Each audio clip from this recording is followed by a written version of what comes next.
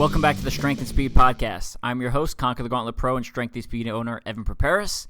We've got a Q&A episode lined up for you. So I posted some questions on my Facebook page, and a bunch of people asked questions, so we're going to get to them right after a word from our sponsors. This episode is brought to you by Yoked. Yoked is a nutrition product that the clinical trials show 3 times the muscle growth. So it's actually fertilized egg yolk that's been powdered down and made safe to eat. Actually tastes really good, and it's designed to be paired with protein. So it's not kind of a standalone product. You're supposed to, eat a chicken breast with it or drink a protein shake with it. You can drink it straight. You can pour it into your protein shake. Tastes really good. Check them out. Tell them Strength and Speed sent you, and use code STRENGTH20 for 20% off every order from www.yoke.com. I know Amy Pagic uses it, so if anyone wants another opinion, you can go hit her up. All right, let's get to the questions. So we've got a bunch from Strength and Speed athlete William Schell, and he's got some really good ones. But I'm going to do the other people's first, and then we'll see how many of Will's questions we get through. So starting off with Seth Townsend, one of the KCOCR guys. Have you ran in Salomon Speedcross shoes? If so, how would you rate their grip versus VJ shoes? And then he asked a follow-up question. So I have not run in Salomon Speedcross shoes. Salomon's, the foot mold they use, and I've talked about this on the podcast before, the foot mold they use doesn't fit my feet well. So whenever I try on Salomon's, they give me hot spots or I'll get a blister. So I just don't buy them, period. VJs, on the other hand, fit my foot pretty well. The extremes are a little bit narrow for me, so I would not wear the extremes for Ultra, for me personally. They're just a little bit tight on my feet, and when I run extended distance, we're talking 10 plus miles, I might get some hot spots there. But the Max, M-A-X-X, which I just got, took them out of the box, ran, I think, 13 miles on my first run in them, and they're great. So I really enjoy those, the VJ shoes there. But, I would not recommend Salomon only because, again, the shape of my foot. So, when you're shopping for shoes, you want to find something where their foot mold that they're using is similar to yours. And it's hard to know ahead of time. You kind of get it through trial and error. And if you're wearing shoes and you're getting blisters, the first thing I would do, if you've been running for a while, is find a different shoe brand, right? Like find one that fits your foot better, that their mold fits your foot better, and that should reduce the amount of blisters you get. In addition to doing things like just toughening your feet, right? Like the more you run, the more calloused in the right places your feet are going to get, and the less blisters you should have. Seth also wanted to know, what is the best water-draining shoe you've used? I don't really have a preference on best water-draining shoe. The ones with holes in the side where the water is allowed to drain out the side, that works. But also, even if it doesn't have any holes, I feel like when I step, the pressure from my foot coming down makes the water squirt out like the tops or through the laces area. So I don't really have any preference on that, and, no shoe specifically comes to mind. The one thing I'll say is when I'm shopping for OCR shoes, I try not to find one with a big insole, because I feel like when you have a really thick insole that can be put in the shoe and then taken out, I feel like that thing just absorbs water and becomes like a big sponge on the bottom of your foot. So a lot of the shoes I race in or use for, training where I'm going in and out of water, they don't have any insoles. Like the insole's part of the bed of the shoe. All right, hopefully that provide a decent enough answer for Seth. All right, we're going to move on to Michael Giles' question. He said, what's your ideal pre-race breakfast? He always seems to go heavy on that. My breakfast is going to change depending on what type of race I'm doing. So if I'm doing something like World's Toughest Mudder or Toughest Mudder, I'll eat a little bit heavier and a little more food because I'm going to be going an extended period, i.e. all day or 12 hours without food. As we get down to shorter distances through Continuum and then down to something like if I was racing Conquer the Gauntlet, 4 miles all out and I wasn't doing Continuum, I would go lighter on the pre-race breakfast. So usually what that looks like, since I'm traveling, we'll start at the shorter end, is I usually buy something like the pre-made Kodiak Cakes oatmeal or the Kodiak Cakes muffin type thing, where it's got a little bit of protein, it's got a little bit of fat, and it's got a little bit of carbs, kind of a little bit of everything to sit in your stomach before the race. Yeah, I know some people skip breakfast, but I don't think it's a good idea because, let's say you ate dinner let's say you had a late dinner. You had like 7 p.m. dinner, and then you go to bed, and then you wake up, you drive to the race venue, you warm up, and at that point you're approaching the starting line and you haven't eaten anything for 12 hours. So I think that's starting you off on a deficit. I know when I don't eat for 12 hours, I'm generally feeling a little bit more lethargic. So I think putting something in your stomach a couple hours before the race that morning can top off those glycogen levels and make you feel a little more satiated walking up to the start line.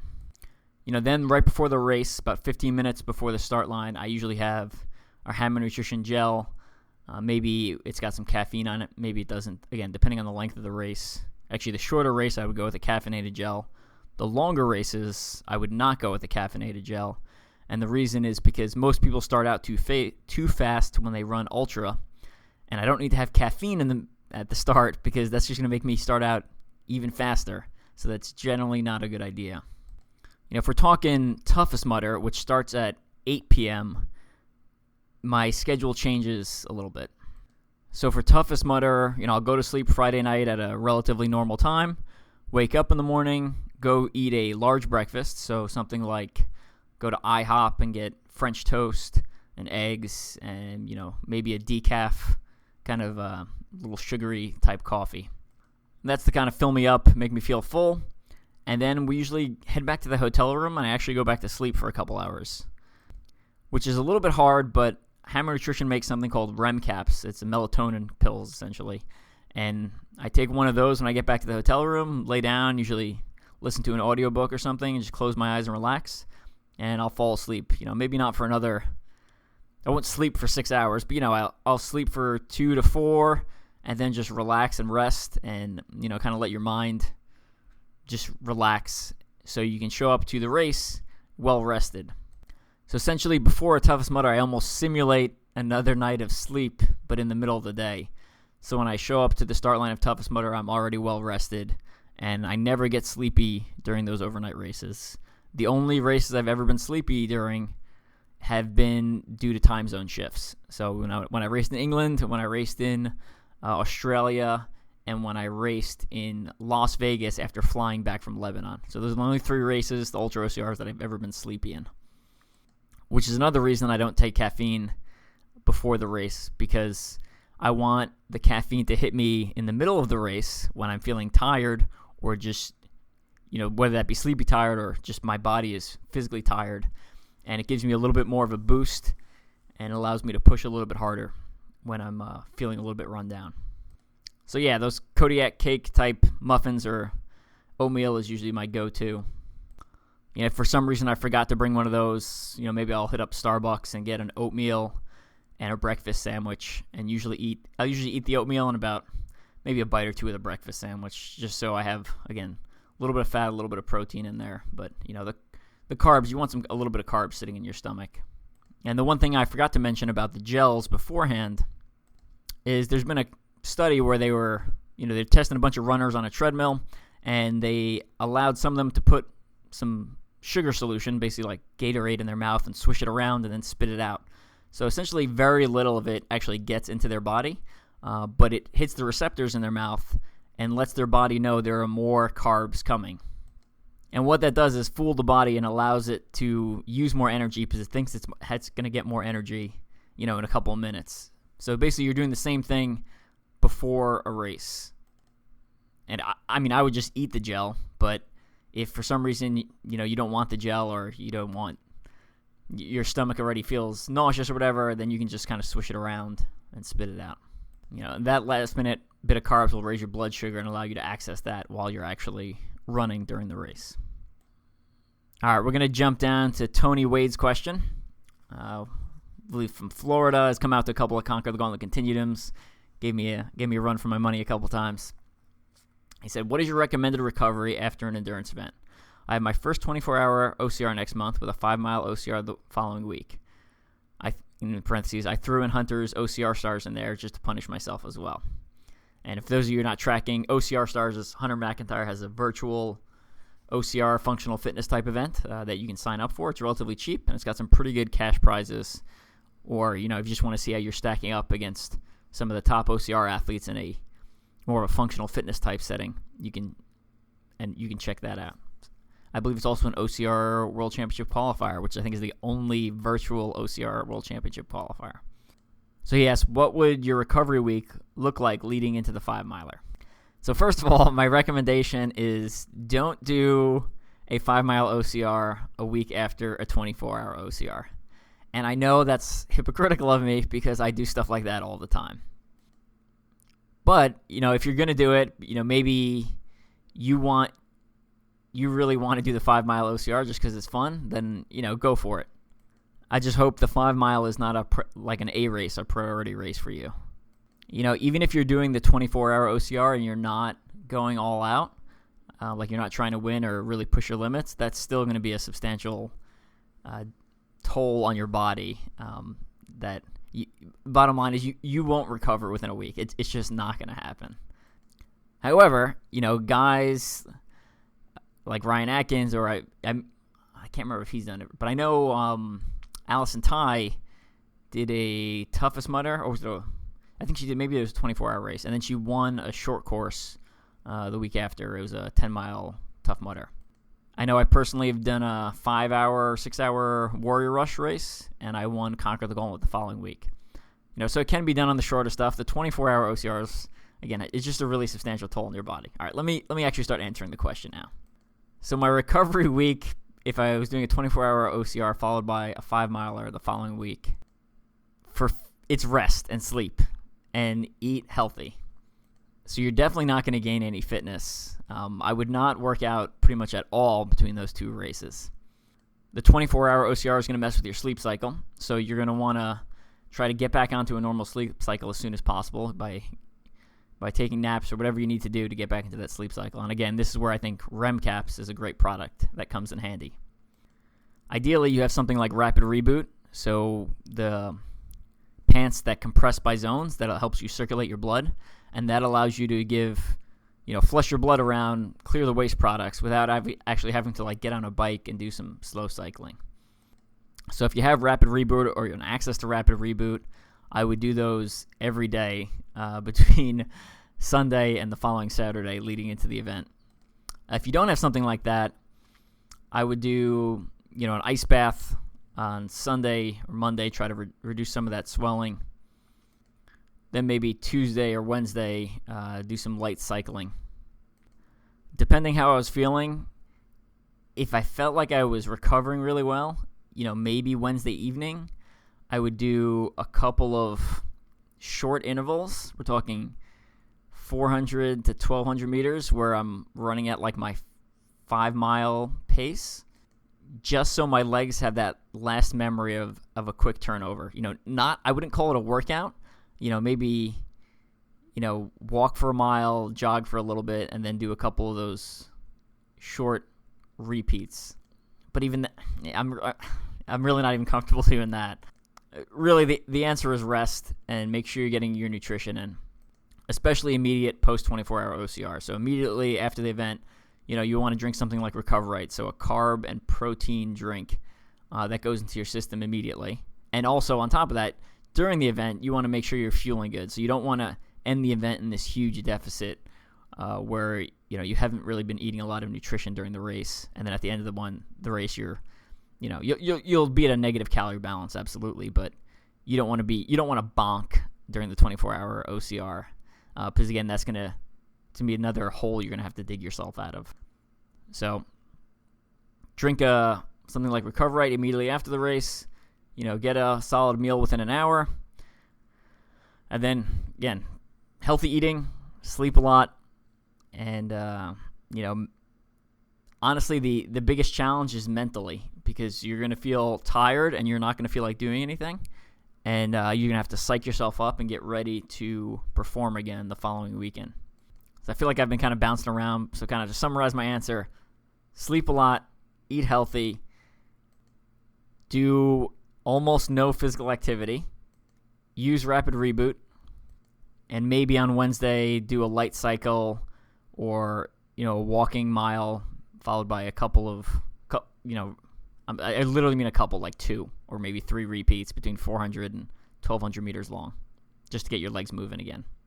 And then definitely take Thursday and Friday off so you can show up on Saturday. feeling relatively okay. Going to jump down to AC Hell's question. He said, pre-race beer, yes or no, and then a winky face. I laughed at him. He knows what my answer is going to be because I don't drink, so I don't. Obviously, that's not a good idea, pre-race beer. However, I'll say this. Everyone's got different goals. So, if your goal is to win the race or perform at your best, I would absolutely say no pre-race beer. If your goal is to have fun, then yeah, have a beer the night before, have one when you get up.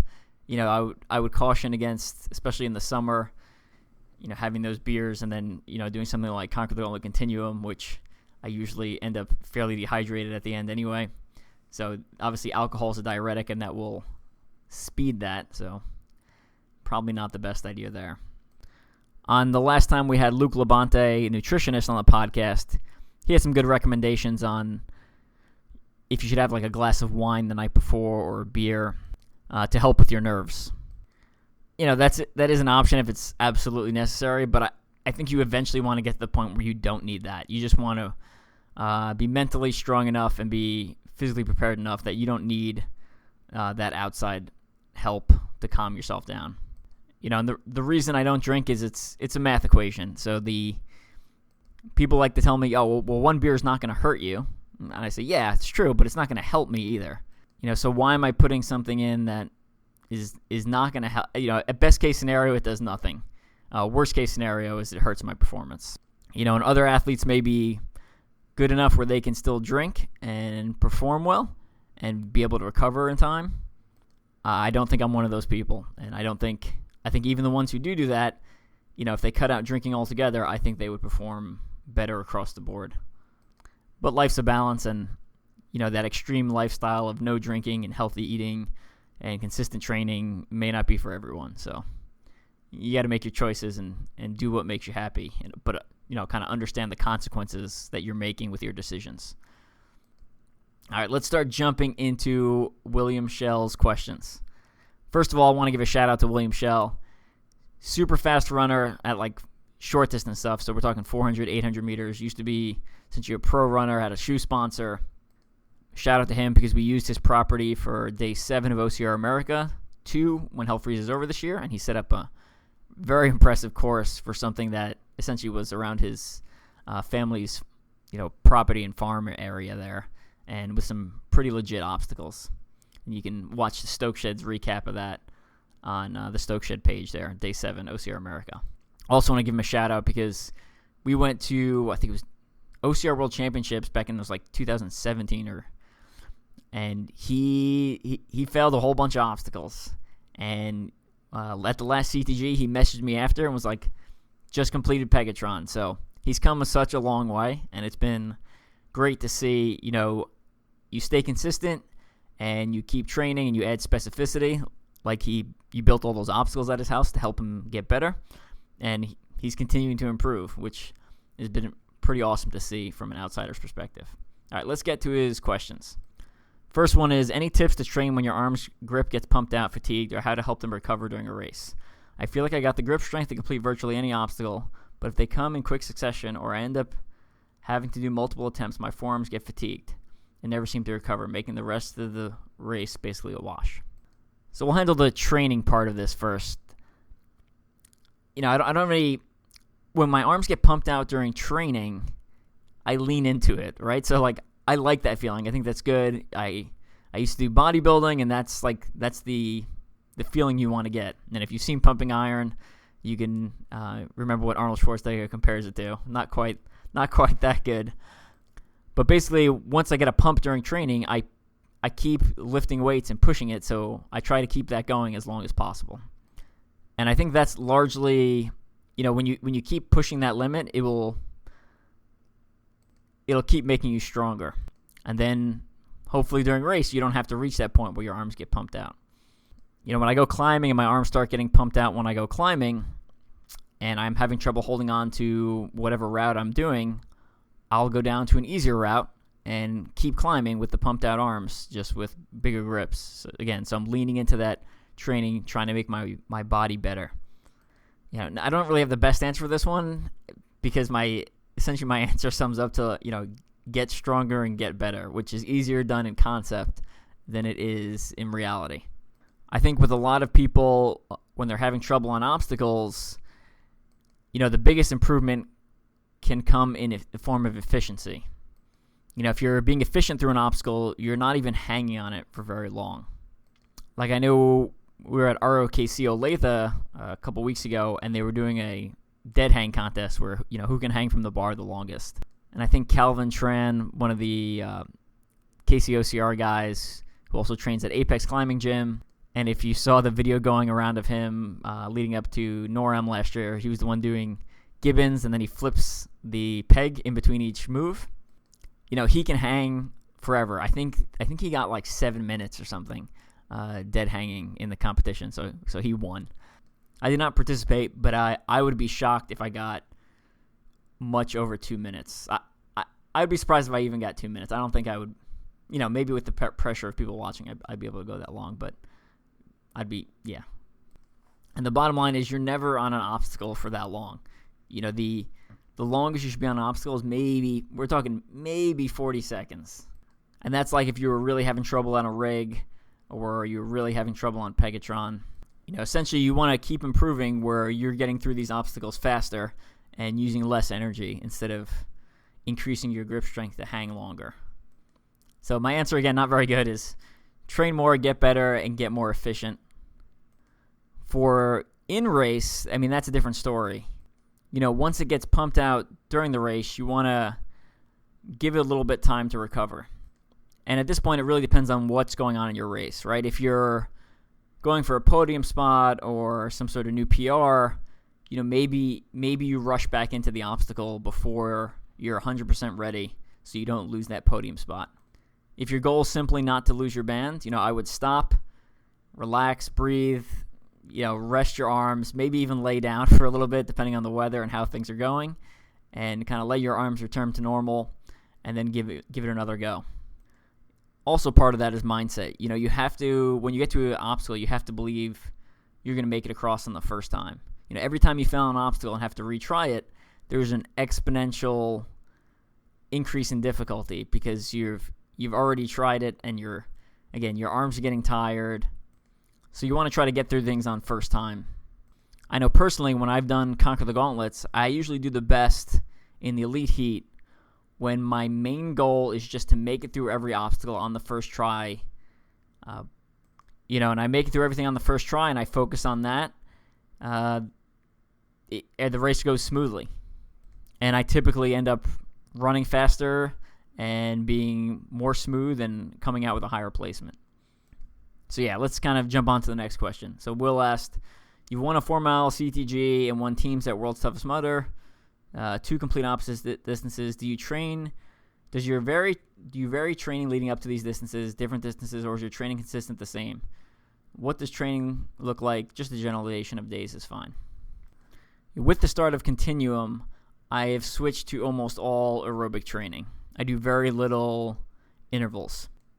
So most of my training days, I just go out there and log miles. It's really nothing impressive. You don't see me post on Strava because there's nothing impressive there. There's nothing exciting. It's just me slogging through miles, listening to audiobooks, just building that aerobic engine. And like I said, that's because Continuum and now almost 80-90% of my races are now ultra endurance versus before I was kind of flip-flopping back and forth. The one benefit of doing a lot of aerobic training is that essentially it builds up your aerobic base so big that, the top end of my aerobic speed is higher than some people's anaerobic speed. So I can run for a pace that other people can't sustain for as long. Back in 15, 16, 17 time frame, I was bouncing back and forth, doing a lot more short distance mixed in with ultra distance. And in that case, I would do, again, mostly aerobic training, then maybe once or twice a week do intervals. And the intervals would be, if I was racing something short like a Conquer the Gauntlet, I would focus more on shorter intervals, so VO2 max type intervals, so 400s, 800s, 1200s. If I was planning on running something longer like a 10-mile Tough Mudder, my intervals would probably be more, lactic threshold type intervals, so 1 mile, 1.5, maybe even 2 mile repeats. If you read my book, Strength and Speed Guide to Elite Obstacle Course Racing, the running plans in there are pretty similar to the way I used to train when I was bouncing back and forth between both of them. So an example week would be like Sunday, rest day. Monday would be an interval day, let's say. So I'm doing the interval day after a rest day, so my legs are fresh and fast. Monday evening would be a back or obstacle-focused strength training session. So where I'm just doing obstacles or, lifting back, but without doing running in between. So I'm isolating my training for obstacles so I get really good at them and I'm not trying to do them with an elevated heart rate or fatigued. Tuesday would be an easy aerobic run. My legs are going to feel tired and beat up from the day before, which is good because it gets me used to running on tired legs. Tuesday evening would be another strength training session. Focus on another body part that's less important because, again, that would be my fourth workout in 2 days. So probably just something to, work on muscle imbalances. So I'd probably do some chest exercises, maybe some abs or something. Wednesday would be a rest day. Thursday, easy aerobic run in the morning. Thursday evening, probably something like biceps and triceps to work on supporting muscles that are going to help me complete obstacles, just kind of working on the strength portion of it. Again, no elevated heart rate. I'm just lifting weights like a stereotypical bodybuilder type stuff. Friday, longer side aerobic run. And then Friday evening, as long as I'm feeling it, maybe hit the gym again, do something like shoulders or something. Again, working on muscle imbalances, making sure I'm well-rounded. Because you never know what type of obstacles are going to throw at you. So I like to train the muscles so they're ready for anything, right? So Tough Mudder did an obstacle where you had to Superman plank and move sideways, which was heavily reliant on shoulders. I think if I hadn't been training shoulders, because it's not an obstacle, not something we see as much of in obstacle course racing. Most things are pull movements. If I hadn't been training shoulders, I'm not sure I would have done as well on that obstacle the first time I encountered it.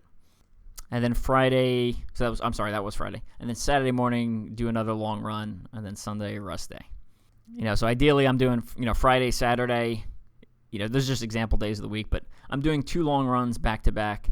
So I'm getting that aerobic training and simulating what it feels like to run on tired legs before repeating the week over again.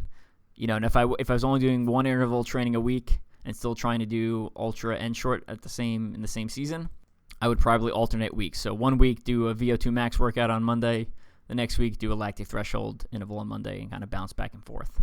And the week of an actual short course, the week of any race, I would skip the interval training. So I'm better rested and I would taper in. But that's a whole nother topic we can get into. So Will followed up with, like any good athlete or student of a sport, we learn and change our training as we get more experience. In the years since you wrote Strength and Speed's Guide to Elite Obstacle Course Racing, is there anything you would change or add to your book about general OCR training? Can we expect a second edition? So good question, and Will, this is not a setup. So since you're listening to this, I'll let all the listeners in on a little secret. So I am working on a second edition. I'm in the process of editing it right now. I'm going to publish it it'll be digitally available through Amazon. And if you have the first copy, I haven't figured out exactly how I'll do it yet, but there'll be a period of about 24 hours where it'll be cheaper, right? It'll be like $5 or less. So if you're listening to the podcast, there'll be I'll let people know, and there'll be a brief window where it'll be really cheap. That way, if you already own a copy of the book, I'm not charging you full price again. And then after that 24 hours, I'll raise the price to what it normally is. So probably, $15. And it's going to have a lot of great information in it. One, when I wrote the book initially, I had something like, 15 OCR podiums, something like that.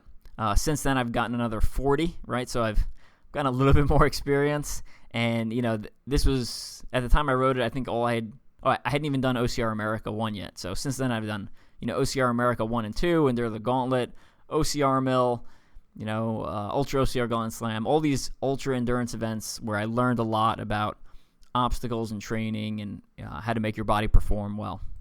And then on top of that, the back of the book is filled with elite athlete interviews. And some of those athletes are now, no longer in the sport, or they're no longer racing at the elite level, right? I mean, Marco Bedard still races occasionally, but he's mostly focused on the backside, producing his own Northman race. Claude Godbout, his wife, just had a baby, so she hasn't been racing recently. Cassidy Watton, since then, has also gotten married, and now also has a baby. Corinna Coffin now transitioned to mostly CrossFit. Kevin Riggy also kind of transitioned to CrossFit and is focused more on his business and personal life. But since, after I interviewed him, he actually was on the podium for Tough Mudder X in third place behind Hunter and Ryan Atkins on the inaugural Tough Mudder X. So, it's pretty interesting to read what he said before he podiumed at that event. Hobie Call's in the back of the original book. He's not racing anymore. But obviously, I think a lot of his lessons, actually all the lessons from all the athletes still apply over. But, he's not racing. And then Lindsay Webster is interviewed in the back of the original one. And she's obviously racing. But again, she was fairly new to the sport at that point. Had probably only been racing about a year consistently in the OCR world. And, I'm pretty happy that I got that interview down on paper early, because over the last couple of years, she's just continued to skyrocket and continue to be, I think you can make an argument that she's the best female OCR athlete ever. I'm sure some people would disagree, but I think, she's definitely in the running. If she's not the winner there, I think you can make an argument for athletes like Nicole Miracle or Rhea Colby too. Amelia Boone, maybe. Yeah. So yeah, there's a lot of options there. I don't want to get into that conversation. We'll have people angrily fighting over who's the best ever. But yeah, usually when I publish a book, I try not to read it because I'll find something I don't 100% agree with anymore. And reading through and making edits, there was it wasn't a lot of it wrong, but as when you write something and it's your own body of work, you tend to be more critical. So there's a lot of little things that I adjusted. I modified some of the strength training plans. I thought, when I wrote the book initially, I tried to have it as many options as possible so people could kind of pick and choose. But kind of rereading it, I feel like that becomes overwhelming and there's too many options. So I reduced it to basically it's a running plan, and then there's one obstacle training a week and two different strength training a week. Let's see what some of the other stuff. I recommended, wearing sleeves because when you crawl through the dirt, it can scrape up your elbows. Honestly, that's not really a huge concern. And I found that when I was wearing sleeves during some races, the sleeves would continue to soak up water. And then as I was running, the water would drip from my sleeves to my hands, keeping my hands wet. So if you notice, probably around 2017-ish, I stopped wearing sleeves. And I just race shirtless now. I made some improvements to some of the recommendations I made for balance. I wasn't very good at balance when I wrote the initial book, and I've made a lot of improvements. And just like anything else, it's practice. Some balance involves using, small muscles and keeping you upright on an unsteady surface. And just like anything else, you practice a lot, you'll get better at it. And then some of the stuff I recommended in there, which kind of holdovers from some of my bodybuilding days. It's not wrong. I just personally don't do them as much anymore. Like I used to, when I was bodybuilding, it's all about like getting enough nutrition in there. So when I used to get up in the middle of the night to, go to the bathroom, because if I would drink a lot of water, I'd keep like amino acids in the bathroom, and I'd usually drink have a couple amino acid kind of pills, vitamins there. And then I'd go back to bed, and I just stopped. That's just something I just stopped doing. So I think I deleted that from the book. But overall, yeah, it's still really relevant, and the major topics are still the same. For the new edition, I also updated a lot of the pictures. So a lot of the athletes pictured throughout the book, again, may not be racing anymore, or they're just older pictures. And I included a lot of Stoke Sheds pictures, which are just phenomenal, and refined some of my technique on some of the obstacles, right? So example, for monkey bars, now I almost always go sideways with opposing grip. I just found that it's faster, I can take longer reaches, and if the bars are wet or the bars rotate, I have a more secure grip.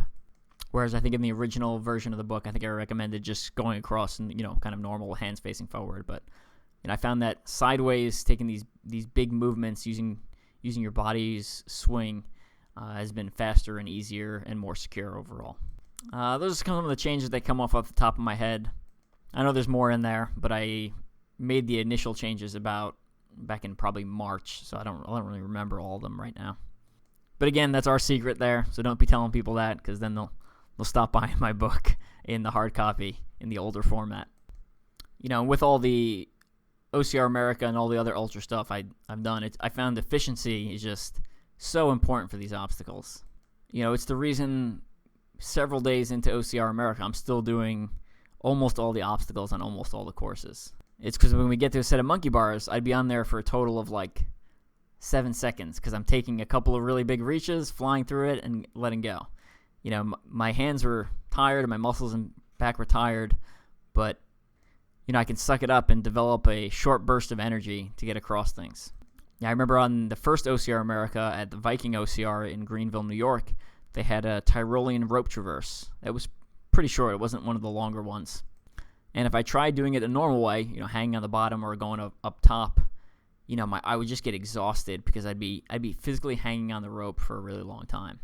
So what I started doing is I had gloves on, and I would essentially grab the rope with both hands on one slide and just kind of take big sideways movements like I'm moving across, a pole or the top of a swing set. And because I could get across the Tyrolean traverse in, a couple of moves, I was able to continuously complete the obstacle. Versus if I tried going the normal way, I probably would have fallen. Yeah, so it's a lot of kind of nitpicky type stuff where, the advice I gave the first time is still good, but the advice I'm giving in the newer edition is better. So Will also asks, when you do multi-lap races, what do you think the ideal distance is for a lap and why? And excluding 24-hour races, what is the ideal time frame for a multi-lap race and why? So I'll start off with ideal distance for a multi-lap race. So the longest multi-lap races I've done are Australia's True Grit, which was about 10K, so around 6.2 miles. Dirt Runners Midwest Mayhem was about 6.2 miles. And Shale Hill was 5. And then Tough Mudder is usually 5. If you went to one of the original World's Toughest, the first, I think, 2 in New Jersey, they were around 10-mile laps. And then obviously Conquer the Gauntlet, Continuum, and BFX is closer to 4 miles per lap. I tend to like 5. I think that is largely a product of that's what most of the races use, so that's kind of what I've gotten used to. If they change the length of the laps, I would just adjust my plan accordingly. 5 miles is pretty good because it allows me to run without carrying, a water carrier or my food on the course. Typically, the only thing I have is a spy belt with a couple of gels. Even at True Grit in Australia and for Shale Hill, which the laps are only 5 miles, but it's so obstacle dense and the obstacles take so long, you spend a lot longer on the course per lap than you would at something like a Tough Mudder, or Toughest Mudder rather. Dirt Runners Midwest Mayhem, same thing, with around 6.2 mile laps. For me, for all of those, I was moving fast enough where I did not need to carry extra fuel and water on the course, and most of them had a water stop, at least one, located at some point during each lap. Once you start getting above around the 7-mile range, then, depending on the amount of water stations and the temperature, it starts getting a little bit iffy if you need to start carrying your food and water. Again, for me personally. Depending on your pace, you may, for a 5-mile Toughest Mudder, you may have to carry your own food and water on each lap. It is a tipping point, though, because if you're carrying your food and water, that's more weight you're carrying and more energy you're expending to move forward, which means the slower you're going to be moving, which means the longer you're going to be on the course per lap. So when possible, I try not to carry food and water with me. The first, I think, 2 World's Toughest I did have a water carrier just because I hadn't figured out the nutrition and the timing yet. So I'm going to go with 5 miles mostly because that's what I'm used to. I think once you get to the 10-mile range and up, then those laps get long, and that to me that's too long for a multi-lap race. When they get to 4 miles and below, then they start getting too short. And for too short for me, I mean it's a mental thing. I know it doesn't make much sense to people, but when you're like, oh, I only have 3 more laps left, it's easier to handle when the laps are. Let me rephrase that. if I have to run 15 miles left, and I know that's about how many miles I'll be able to do before the event ends, it's easier for me to think I have to run 3 laps than it is that I have to run 5 laps, if it was a 3-mile lap. And I know it's the same distance, but mentally 3 is a lower number, so for some reason it fools my mind into thinking that it's less work and it's not as big of a deal. So yeah, I like 5-mile laps. And as far as ideal time frame for a multi-lap race and why, it really depends on the athlete. If we're going to talk me personally, I think for me, 12-hour races is where I shine because I feel like I can run at a decent pace for 12 hours. Once we get closer to 8 hours, I have to push harder, and I don't think I'm as good at 8 hours as I am at 12-hour. Once we get to 24, I typically start falling apart towards the end of the race there. So that's, obviously I do well in them, but I feel like my performance comparatively is best at the 12-hour. For other people signing up, again, it's going to vary per person. I tend to think the 6 hours is a pretty good time frame where it's a long time, but it's not so daunting that it's going to scare everyone off, right? Like, I'm always surprised at how many people show up to Toughest Mudder, because whether it was 8 or 12 hours, that just seems like a really long time for people. And I'm always surprised, like I said, with the number of people that show up. So it doesn't seem to scare them away, but I feel like for a lot of people that would scare them away. From the competitive side, the longer the race is, the more recovery you're going to need, right? So if you're running for 12, when I do a 12-hour Toughest Mudder, I'm just destroyed for weeks after, and I'll still sometimes come out and race, but I do not feel like I'm running at my actual potential. Yeah, sometimes that's still good enough to do well or place in other races, but I don't feel good when I'm trying to push that soon after something like a Toughest Mudder. When it gets to the 24-hour race, that's really disruptive, and it really throws a wrench in people's seasons. So I think if you're organizing a race and you want people to sign up, when you throw a 24-hour race in the schedule, I think it's just too big of a thing for people to do unless it's like the last race of the season, like how World's Toughest Mudder is, or Spartan's 24-hour race, where it's like right at the end. So people typically do that and they go into an off season. Because after a 24-hour race, my desire to train drops really low, which is what made when I did the 6 24-hour OCRs in a year back in 2017. That's what made that so challenging, is because I would run a 24-hour race and then I'd be like, cool, next 24-hour race is in like 2 weeks. And it was just like mentally very rough. And unlike OCR America or OCR America 2, where I'm competing against myself, with the 24-hour races, I was competing against other people. So I was racing against people who had not raced the 24-hour race 2 weeks earlier. So it was just hard knowing that I was purposely putting myself in a disadvantage going into a race. So yeah, I'm going to go with 6 hours is my answer, Will. All right, I'm going to answer 2 more of Will's questions, and then he's just got so many, and actually a lot of them are really good. So we'll answer 2 more, then we'll cut this episode off, and we'll pick up, I'll record some of the other answers and save it as a different episode and then release it later. So one of the questions he asked was, being a part of the OCR community for many years, what do you think is one thing we should work on as a whole to be better community? All right, I'm going to come back to this one because I don't really have a good answer at this point. A lot of things are coming through my mind. I'm going to go for a run tomorrow, think about it, and then we'll answer this one later. Next question was, you've written articles on how to make oneself more appealing, marketable to sponsors, but as someone who has created their own business and brand, Strength and Speed, what's some advice, resources for others who want to start their own brand business, whether it's team race, small business, or service for hire, etc.? If you could relate your answer to the OCR industry, I'd appreciate it. So if you read my autobiography, I talk about this a little bit. So the first thing to know is when you start your own brand, you're going to lose money probably for at least 2 years. You put an initial investment in, and it takes, for most, not everyone, right? It takes a little bit to recover that initial investment. I'd say the second thing is, I was expecting a bunch of my friends to buy some merchandise and stuff like that, and they don't. Most of them do not.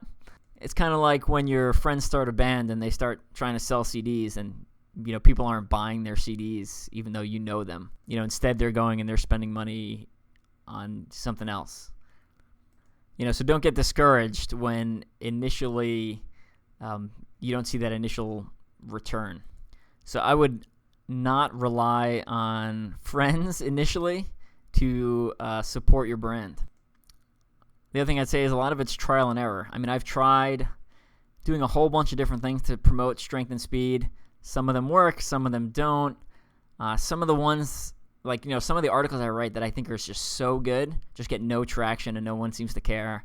And other ones I write that are completely, in my mind, completely stupid. It's about peeing your pants in your wetsuit and, taking mud out of your butt, have just gotten a lot of great traction.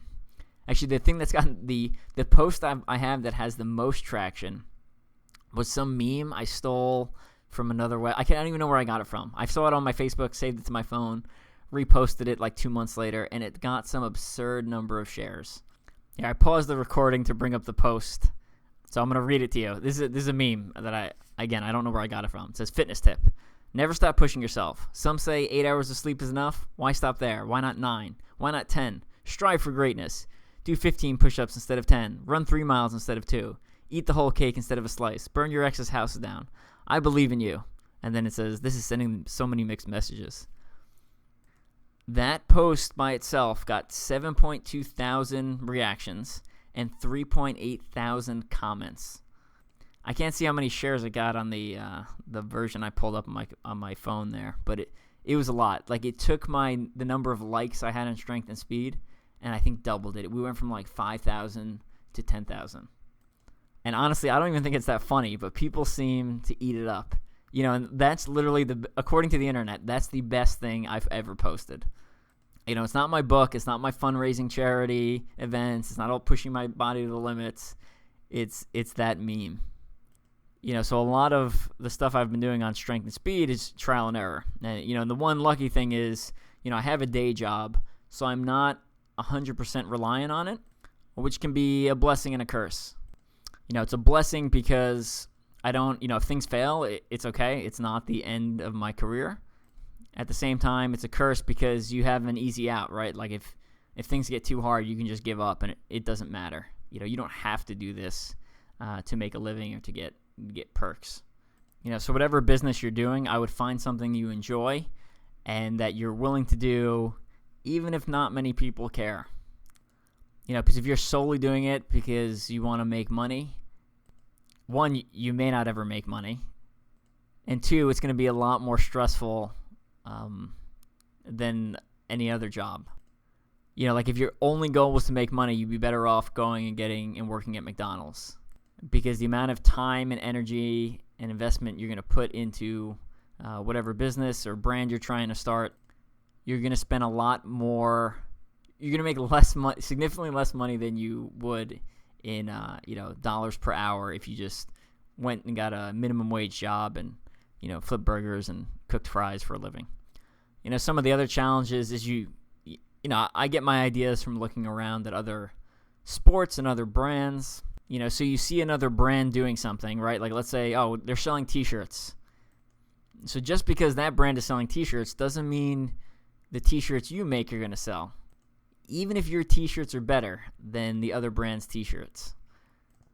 So just because you see someone else doing something and they give the appearance of success, don't always assume that's what's actually going on behind the scene. They might be losing money, but how often do you see people post on social media, hey, here's my business I started and I've lost all the money I've invested and that's it. I'm going on to something else. Usually they make a big deal when they open the business, and then whatever they're working on, if it fails, they just it just fades quietly into the darkness there. I found for me personally, when I was doing stuff because I enjoyed it and I was just trying to help people, the perks started rolling in. So I've helped brands not expecting anything in return, and you write some articles for them and you do things for them, and then they start hooking you up with stuff and getting you entry into races and start giving you product. So for me personally, I found that doing stuff for free, not expecting anything in return, and then the rewards started coming later. So I basically, I had to invest my time and resources and effort initially before I actually started getting compensated for stuff. Most of the articles I write online, I don't get paid directly for. Like, someone doesn't send me a check per article. Most of the articles I've written were for free. However, that's opened up other opportunities where, I have worked for some brands where they paid me per article.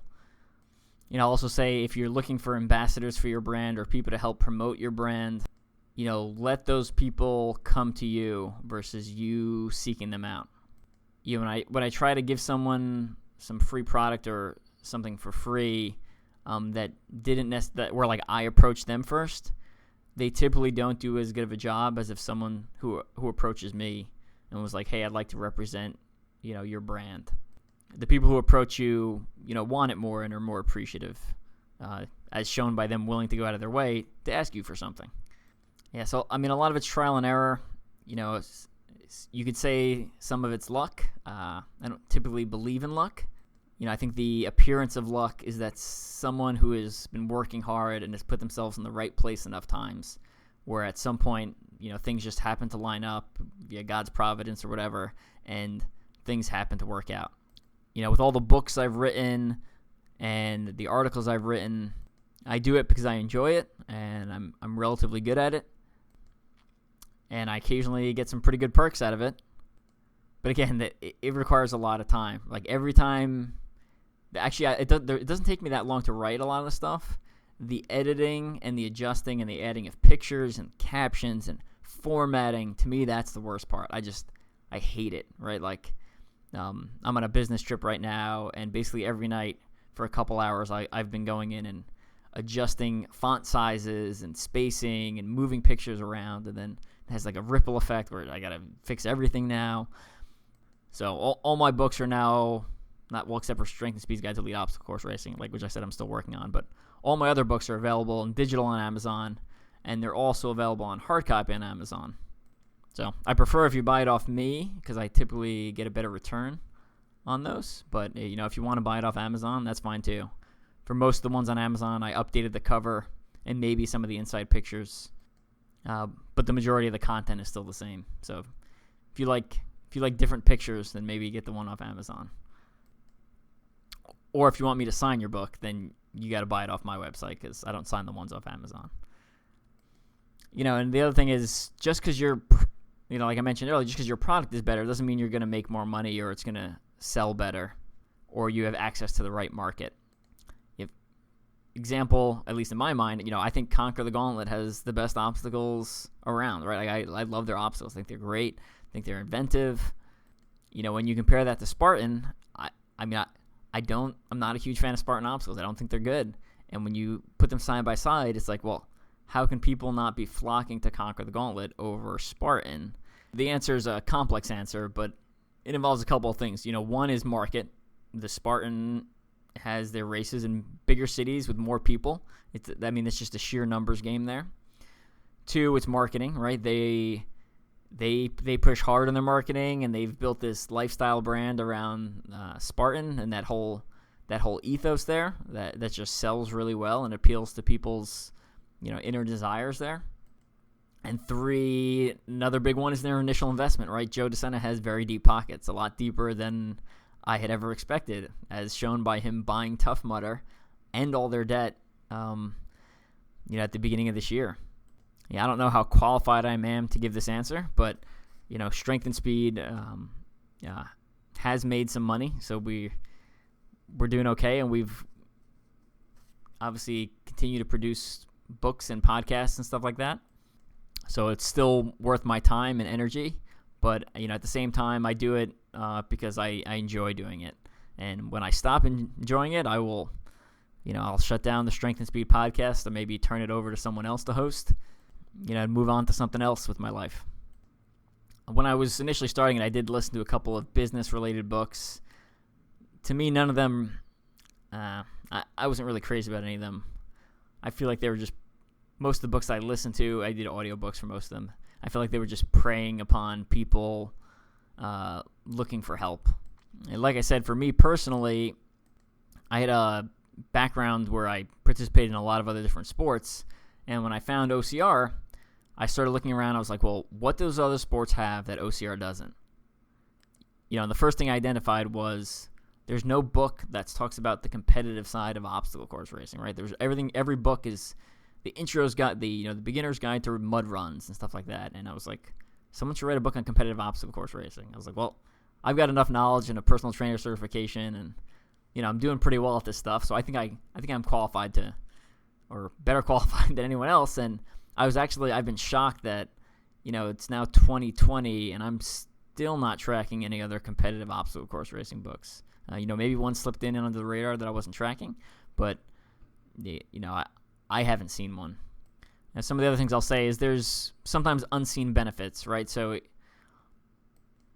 just because one of my books doesn't necessarily sell as well as one of the other ones doesn't mean I haven't received perks for highlighting a brand or giving back to the community.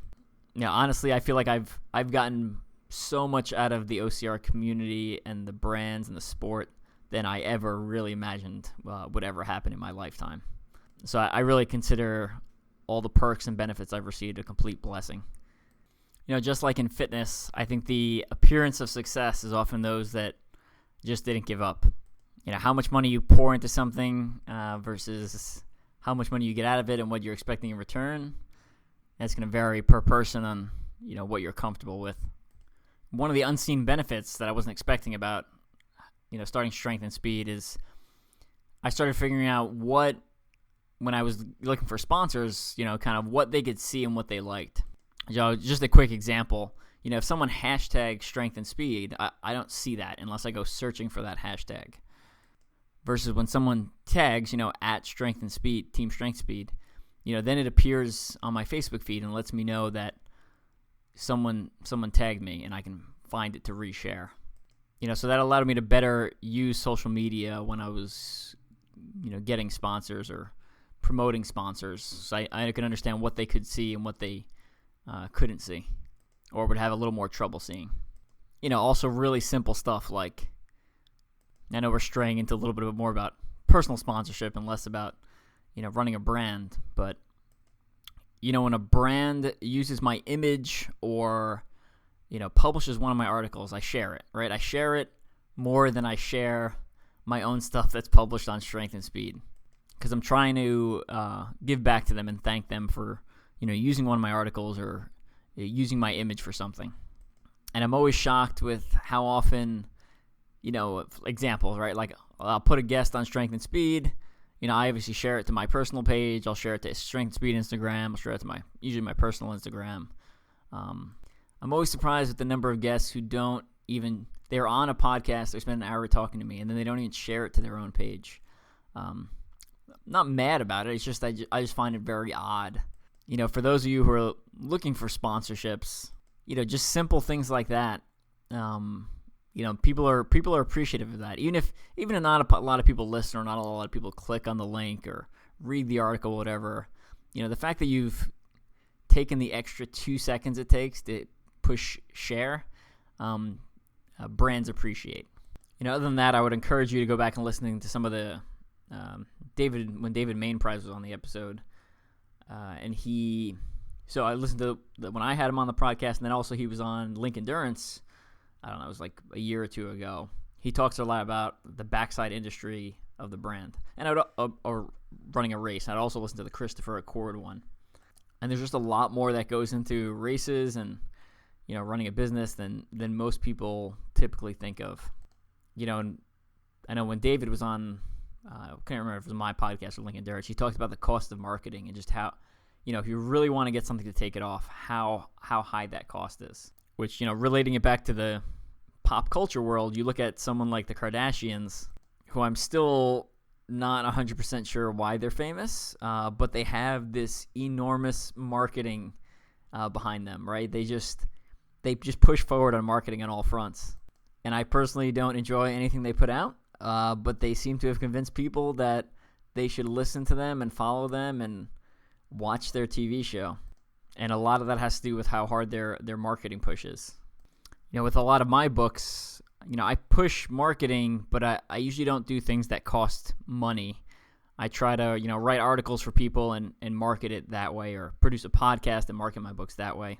My books don't sell as well because I don't pour money into marketing. So I read my book, Ultra-OCR, man, right? It's got a lot of military stories in there. It's got a lot of endurance stories on there. And I've read biographies of probably more than a dozen other endurance athletes. And obviously I'm a little biased because it's my book, but, I legitimately think my book has better stories and better information in there than a lot of these other books that are, if we actually looked at the numbers, I'm sure they're blowing me out of the water on sales. But at the end of the day, it doesn't bother me too much, right? I mean, I wrote it because, one, I enjoy it. It's a nice keepsake for my family and my kids to have. It raises a little bit of money for charity. I would like it if it sold better, so then I could give more money for Folds of Honor. That's what the hard copy sales go to. And I think also it would be nice if it sold more, because then, hopefully that would encourage other people to write their own OCR books. And I mentioned that in the back of my book, right? Like, I would love to read books by, Ryan Atkins and Hobie Call, and, get a little bit deeper into their mindset and learn a little bit more about their background in a written or audiobook format. I really hope some of those other athletes going to go that route. Because I just think there's a lack of OCR content that is long-term, right? Like, we have a ton of articles, we have tons of podcasts, we have very few stuff with staying power, And now, in that regards, I'm talking books and I'm talking documentaries, again, which is why I leaned into those subjects, right? So I got the books, and then, with Stoke Shed, we've got the documentary coming out whenever some of this quarantine dies down, and we have some time to film some final scenes. So I feel like I've strayed wildly off topic and talked for too long. So Evan's advice from his moderately successful business here is do something that you enjoy and that you love and would do even if you never got a positive return on. And if it starts looking like things are panning out, then maybe you can go all in and quit your day job and go do something else and, focus on your private business. And if you're looking to start your own OCR team, the best example I can give is the Conquer the Gauntlet Pro team. I'm not going to go into all the details now. Maybe we can go to that some other episode. But just take a look at how we've organized, what our jerseys look like, what our Facebook and our website and our Instagram looks like. And I think that can give you an idea for other people to do similar things. Honestly, it took me several years. I couldn't believe that no one copied our business model for Conquer the Gauntlet Pro team. And then someone pointed out to me, they're like, yeah, Evan, you do a lot of work behind the scenes that no one ever sees. So that's probably why no one else has copied it, because it's a lot of work. And I was like, oh yeah, I guess that makes sense. But again, I'm doing most of that because I enjoy it, and I think it helps other people, and I think it moves the sport forward in a positive direction. I've actually got an article that I wrote about 2 years ago that I haven't published. It's a concept for a OCR Pro League. It was essentially the way I set up the league. Essentially, no cost. It's like almost no cost to people, and it's like all benefits. Maybe I'll dig that out of the files and dust it off and update it slightly and publish it. We'll see. But it's a way to get brands invested into the sport and allows race company to have representatives of their brand at other races with minimal cost to them or effort. The trick would be for that, my pro league concept would be finding people similar to me who are motivated to do a bunch of work without, necessarily an immediate tangible return. All right, that's it. I think I've run my mouth long enough. Now, hopefully that was helpful. Google's telling me, according to the U.S. Bureau of Labor Statistics, about 20% of U.S. small businesses fail within the first year. By the end of their fifth year, roughly 50% have failed. So the odds are not looking particularly good. However, I feel like this lesson applies to life in general. If you stick with something and you're persistent and you enjoy it and you care about it and you keep working towards it, I think you can overcome a lot of those hurdles and problems. Obviously, the more money you have, the more flexibility you have, and the more you can make bad decisions and recover from them. Versus if you're running on a very tight budget, that limits your flexibility and increases your risk if things go downhill. All right, that's it for now. We'll finish up the rest of the Q&As at another time. Enjoy the episode. Go over to Amazon, check out some of the new covers I provided for some of my new books. And since we're talking about small businesses, make sure you're sharing the brands and stuff you enjoy. So you can share my podcast if you want. That's great. But you vote by sharing and where you spend your money.